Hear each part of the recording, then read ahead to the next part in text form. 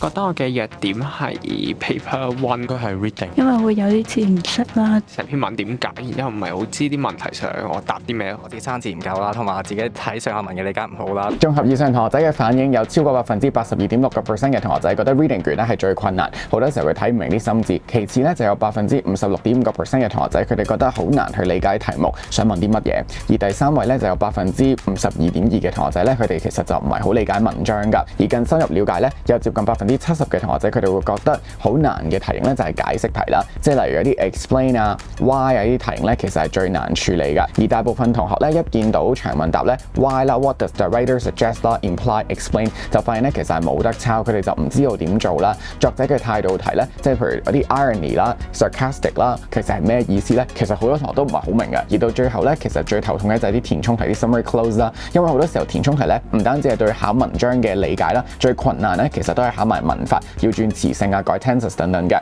舉個例子啦，例如話 it increased drastically 啦，喺文章裡面，咁我哋就會將佢變成做 there is a drastic increase， 咁你就要將佢咧變翻做一個形容詞嘅。咁再俾多一個例子咧，譬如話可能文章可能同你講